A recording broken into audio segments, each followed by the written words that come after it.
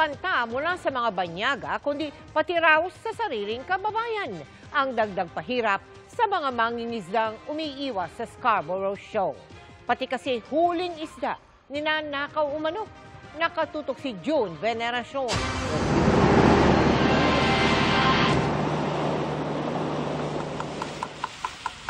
Ang paglalayag ng mga mandaragat ng Masinloc, Zambales.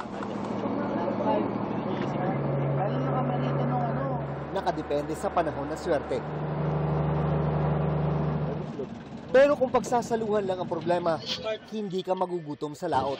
Yan, gawin niya, luto niya. Ang pagkain dito, mula dagat diretso sa lutuan. Ibang-iba nga naman ang lasa ng sariwang pagkain. Pero kung bulto ng huli ang pag-uusapan, malaki ang papel dito ng mga payaw na siyang nagsisilbing artipisyal na tahanan ng mga isda. Yan, malinis naman yan. Ang payaw ay ginagastusan ng mga operator ng mga bangka. May markings ito na nagpapakita kung sino ang may-ari. Pero ang mga mandaragat na ayaw na munang magpunta sa mayamang pangisdaan ng Scarborough Shoal, problemado sa mga bagong lugar na kanilang pinupuntahan dahil sa nakawan umano ng mga isda sa payaw. Umiwas nga doon sa taga-ibang bansa. Ang kalaban naman dito naman sa Pilipinas din, sa atin mga kadugong Pinoy lang.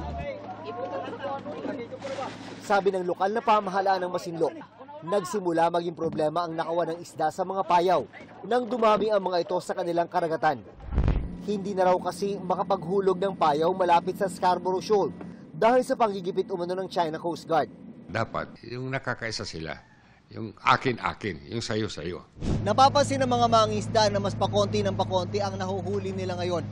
Kapag ganyan, may ilan sa kanila ang napipilitang lumayo para maghanap ng mas magandang pangisdaan. Ang problema, habang lumalayo, mas nagiging delikado ito para sa kanila. Sa paghahanap ng bagong pangisdaan, may ilan sa kanila na muntik nang hindi makabalik sa kanilang pamilya. Nawala po kami sa laot, sir. 2 araw po. Palutang-lutang lang po kami sa bangka. Nabutan po kami ng bagyo.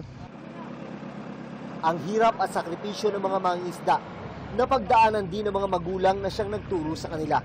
Pero para sa mga nakasama namin, ayaw na nilang may madagdag sa kanilang pamilya sa peligrosong hanap buhay ng pangingisda. Ayaw ko manahin ng mga anak ko. Gusto ko maiba naman yung linya nila kasi mahirap na eh.